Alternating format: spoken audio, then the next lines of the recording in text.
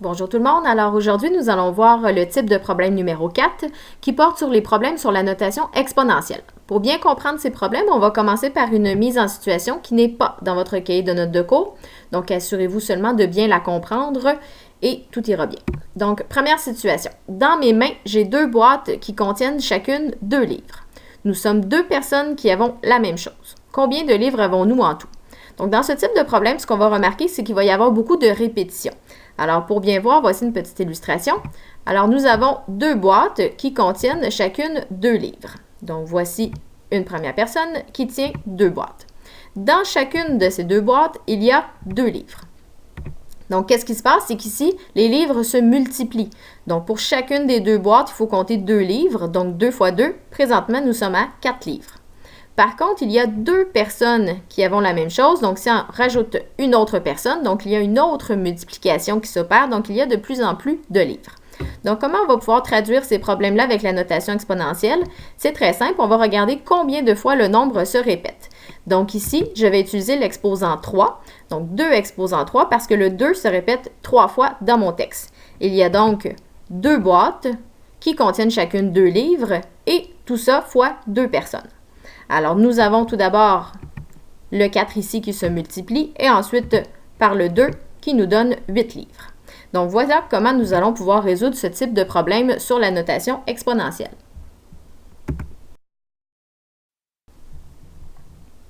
Donc, la section 4, problèmes sur la notation exponentielle. On va maintenant voir les problèmes de vos notes de cours. Donc, assurez-vous d'écrire le titre de cette section en haut du problème numéro 10.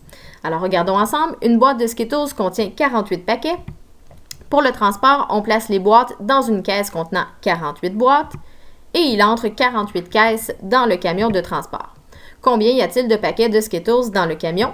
Écrit le raisonnement sous forme exponentielle. Donc, vous voyez ici, ce qui nous permet de dire que c'est un problème qui va se résoudre de façon exponentielle, c'est qu'on a le même nombre qui se répète, qui se multiplie. Donc, ici, on cherche le nombre de paquets de Skittles, ce sera donc notre titre. Et ensuite, pour trouver la bonne notation exponentielle, on regarde le nombre qui se répète et combien de fois il se répète. Donc ici, le 48 se répète 3 fois. Donc pour trouver la réponse, il nous restera à faire 48 fois 48 fois 48. Je vous laisse trouver la réponse à cette question. Donc, appuyez sur pause sur la capsule et je vous laisse faire le calcul. Donc, les multiplications peuvent se faire en étapes. Fait que première multiplication qui est plus à gauche, 48 fois 48, ça devrait vous donner un résultat de 2304. Et ensuite, on fait la dernière multiplication par 48 pour trouver 110 592.